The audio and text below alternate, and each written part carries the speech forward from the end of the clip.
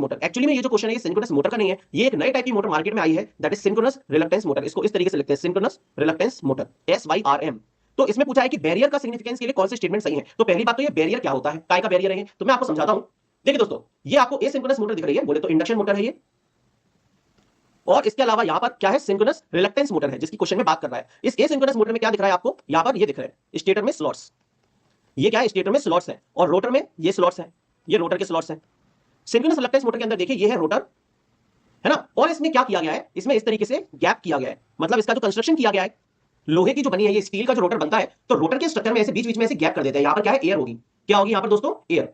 तो ये जो एयर डाली गई है, इसी को हम लोग बैरियर कह रहे हैं। इससे होगा क्या, इससे होगा ये कि मेरे दोस्तों फ्लक्स होगा वो डायरेक्टली नहीं चल पाएगा, फ्लक्स को ऐसे ट्रैवल करके जाना पड़ेगा, ऐसे ट्रैवल करके जाना पड़ेगा, क्योंकि फ्लक्स लो रिलक्टेंस पाथ से जाता है और एयर तो हाई रिलक्टेंस पाथ है, तो फ्लक्स को ऐसे ट्रैवल करके जाना पड़ेगा। इससे होता क्या है, इससे मशीन की परफॉर्मेंस कहीं ना कहीं इंप्रूव होती है। तो देखिए यहां पे क्या क्या ऑप्शन सही होगा, it prevents the rotor from rotating at synchronous speed. इस बैरियर से मशीन सिंक्रोनस स्पीड पे नहीं चल पाएगी, ऐसा कुछ भी नहीं होता।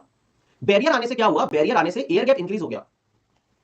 एयर गैप इंक्रीज होने से क्या होता है, it helps to reduce eddy current loss in the rotor. जी हां, इससे एडी करंट लॉस कम होता है, और दूसरा इससे टॉर्क कैरेक्टरिस्टिक्स भी इंप्रूव होते हैं। तो इसका आंसर होगा बी बॉम्बे। आप लोग इन दोनों की दोनों स्टेटमेंट को अच्छे से याद कर लीजिएगा। मैंने ये पूरी की पूरी सिंक्रोनस रिलक्टेंस मोटर अपने कोर्स में पढ़ाई है, तो अगर आप इलेक्ट्रिकल डिवीजन कोर्स या ऊर्जा कोर्स किसी भी कोर्स में होंगे तो आपको ये पढ़ने को भी मिल जाएगी डिटेल में, ठीक है। तो इसमें आंसर क्या हो जाएगा कि एडी करंट लॉस कम होगा, और इसके अलावा टॉर्क कैरेक्टरिस्टिक्स भी इंप्रूव होंगे। तो आप फिलहाल के लिए जान लीजिए कि ये बैरियर मतलब क्या होता है, ये जो एयर गैप है ना, इसी को हम लोग बैरियर कह रहे हैं। समझ गए, इस एयर गैप को बैरियर कह रहे हैं। चलिए, तो इसका आंसर हो जाएगा बी बॉम्बे। बहुत बढ़िया। अगले क्वेश्चन पे चलते हैं।